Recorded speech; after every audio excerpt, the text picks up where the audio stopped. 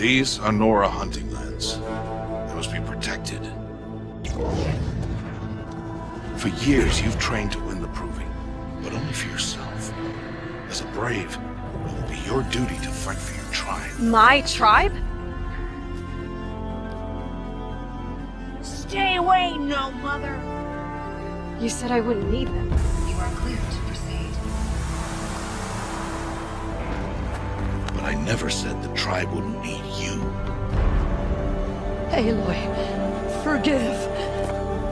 The strength to stand alone, Aloy, is the strength to make a stand. To serve a purpose greater than yourself. You saved my life. You saved Meridian. It's hard to imagine where we'd be without you. And I don't want to try. There's a whole world beyond your borders. Whole tribes of people just as good as you. But where do they put the Vanguard? At the front of the line! And why? Steel before iron!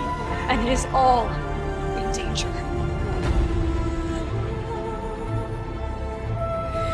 It's a world worth fighting for. Not just here.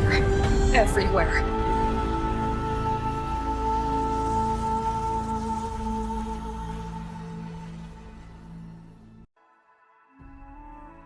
The protagonist of the game Horizon Zero Dawn, Aloy, transforms from a lowly outcast to the savior of the world, a marvel of science and superstition, of old and new.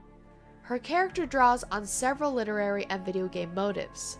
From Aristotle to Skyrim, Aloy invokes images of powerful video game and philosophical classics.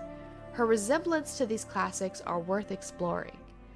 In this video, I want to focus on the methods Horizon uses to develop Aloy. I will be observing how the game builds her psychology. Specifically, I want to point out some special moments in the story that make her such an impressively powerful and moral video game character. One popular theme in video games is the idea that the hero is uniquely qualified to defeat the enemy, that they possess some divine, technological, or biological gift that sets them apart from other characters in the story. For example, the Duvahking in Skyrim inherits a powerful dragon shout that can defeat Alduin. Agent 47 from Hitman was genetically engineered to be an assassin. Also, Commander Shepard in the Mass Effect trilogy made contact with a beacon. This beacon gave him or her unique knowledge about the Reaper threat. Without these gifts, it would have been very difficult, if not impossible, for the heroes to complete their tasks and defeat their adversaries. This idea of the destined hero has been a popular theme in narratives for ages. Perhaps one of the most powerful inspirations for this idea was King Arthur retrieving Excalibur from a stone. In case you aren't familiar with the popular legend, only the true, destined by God king could retrieve this special sword from the stone, making Arthur the foreordained hero. See, during the medieval ages, many people believed in the divine right of kings, or that God himself chose each ruler. As proven by many video game protagonists, this theme of divine circumstance blessing an individual continues to prevail in fantasy and action narratives to this day. Keeping with the theme of the destined hero, Aloy's special gifts are activated by two events in her life: her birth and her discovery of the focus. Let's observe Aloy's first gift, her focus. The game begins with an accident in Aloy's childhood. She gets trapped in an ancient lab and discovers the technology of the old world. She then finds a focus, a tool that allows her to interact with the technology. It gives her eyesight to see the reality of the world others are blind to.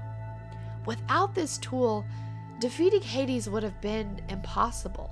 It is also important to acknowledge that Aloy was specifically brought into the world by Gaia to solve the Hades conflict. Therefore, her genetics give her a unique advantage. She is a clone of Elizabeth Sobek, one of the most brilliant minds in human existence. Gaia was a genius program initiated by Elizabeth Sobek to rebirth humanity after it was wiped out by the machines. It was massively successful and could have reached amazing potential if Ted Faro hadn't corrupted the program. Gaia had many functions, and one crucial function was called Hades. This was essentially a restart button that would allow the Gaia Project to restart humanity a third time in the case of a disaster. Unfortunately, Hades was activated and tried to destroy a perfectly healthy civilization. To protect humanity, Gaia cloned Sobek. Our hero Aloy is that clone. Aloy was created to solve the Hades crisis, and only she had the key to access the technological world of her antagonist. Her DNA itself was the key to saving the world, making her a destined hero. Just as King Arthur's divine gift allowed him to retrieve the sword, Aloy's DNA gave her access to the technological world. First you shun me, now this? I will not be worshipped. I'm not your anointed. I don't belong to you. There's a whole world beyond your borders, whole tribes of people just as good as you. And it is all in danger. It's a world worth fighting for. Not just here, everywhere. Because the educational program for this newly formed society was destroyed, humanity was forced to learn again. At the start of this game, the world appears to be in a second Neolithic revolution. Civilization, religion, and culture are still in their infancy. Although the Nora aren't completely enlightened about the reality of the Gaia Project, they know some important details. They understand that the AI Gaia was used to create humanity and define her as a god. As a result, the Nora build all their values around female creation and maternity. All Nora must love their mothers, both heavenly and earthly. Matriarchal leaders govern society and are also spiritual leaders. Unfortunately for Aloy, her very existence challenges the foundation of Nora society. She has no birth mother because she is a clone. Therefore, she must be unfairly cast out from her society as a result of her conception. But her separation from society is another one of her strengths. Because she has no attachment to the traditions of the Nora, she sees no flaw in exploring the taboo of the virtual world. Her story is much like Plato's allegory of the cave. In this allegory, Plato describes a cave where people have been imprisoned since birth. These prisoners are chained so that their legs and necks are fixed, forcing them to gaze at the wall in front of them and not look around at the cave, each other, or themselves. Behind them is a fire that others use to cast shadows like a puppet show. Plato theorized that once a prisoner is freed, this prisoner would look around and see the fire. The light would hurt his eyes and make it difficult for him to see the objects casting the shadows. If he were told that what he is seeing is real instead of the other version of reality he sees on the wall, he would not believe it. He would rather believe the shadows were real than the puppet masters behind them. The Nora, similarly, can only perceive the shadows of the Gaia. Their situation restricts their ability to see reality. They are like the people chained to the chairs, watching the shadow on the cave walls. Yet Aloy is not chained to the seat. Her focus allows her to escape captivity and observe the reality of her world. She can turn around and face the puppet masters. Aloy is ironically set free from her societal prison when she becomes an outcast. Looking from the outside in, she can understand that her culture's traditions are cruel and unfounded because she experiences the blunt of its cruelty rather than its benefits. This skepticism allows her to accept the technological reality of her world. Aloy has no reason to care for the Nora. These people wrongfully condemned her to a life of solitude simply because her existence challenged their superstitions. They treat her like dirt even after her proving.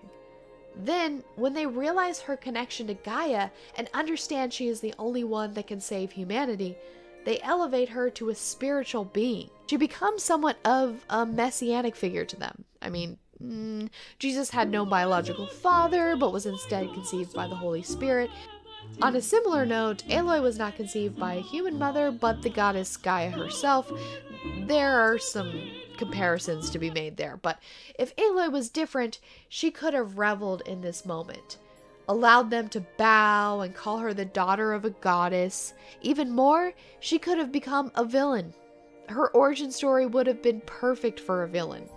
A child shunned and cast out at birth would have harvested anger for the society that treated her like dirt. She could have saved the world out of self-preservation and reveled in the irony of the Nora worshipping her. She had the potential to use her knowledge to manipulate people, perhaps conquering kingdoms and gaining untold power. But she didn't. She saved a people that hated her, that didn't ask for her help. She saved all human life on the planet simply because it is the just and right thing to do. And that's what makes Aloy a truly profound hero. Her willingness to save a world that doesn't deserve it. Which is again a slightly messianic trait, and I could go down the rabbit hole comparing her to Jesus, but I'm not going to do it because it leads nowhere. It's kind of funny. It's kind of funny how she shares some similarities with Jesus. It's not relevant, but it's kind of funny. Why did Aloy save the people that shunned her? What inspired her to live a life of self-sacrifice? She inherited it from Rost, her father. Yes, she was not related by blood, but this man raised her, trained her to track and fight, and taught her compassion by his living example. Rost was a man of strong values. He valued the traditions and laws of the tribe, but most importantly, he valued the lives of others. For example, after Aloy and Rost defeated a machine that was attacking villagers, Rost reminded Aloy that they defeated it to prevent further death.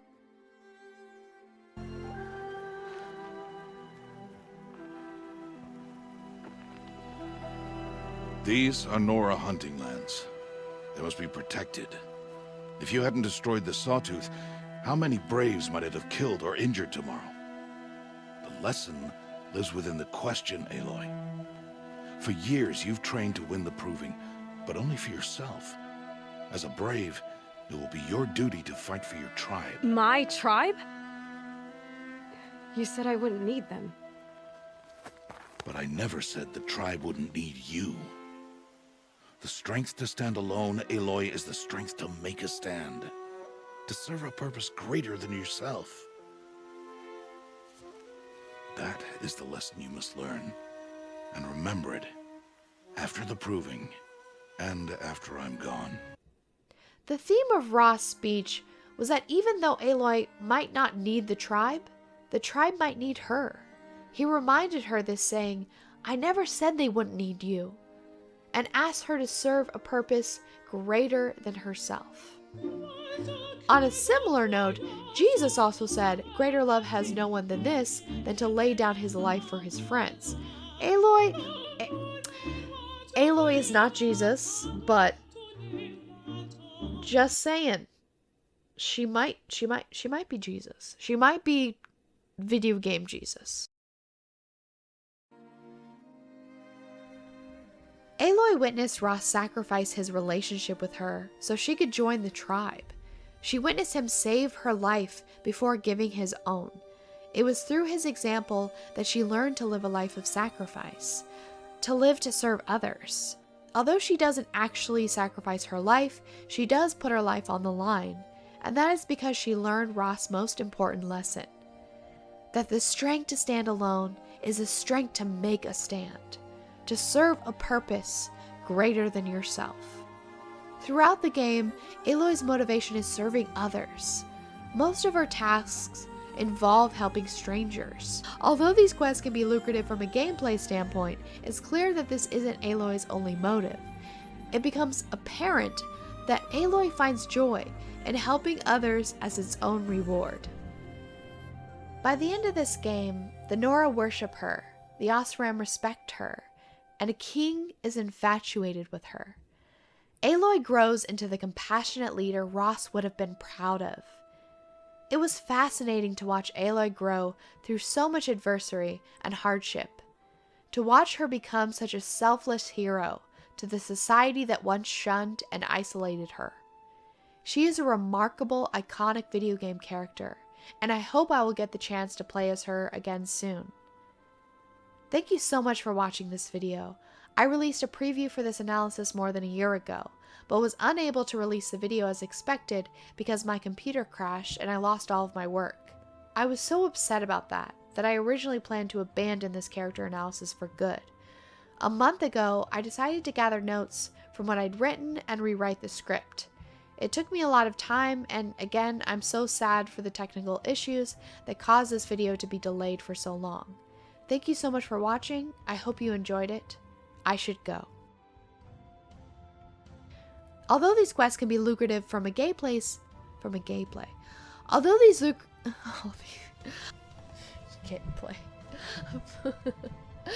gameplay. If I have ever heard a more accurate description of my channel, gameplay.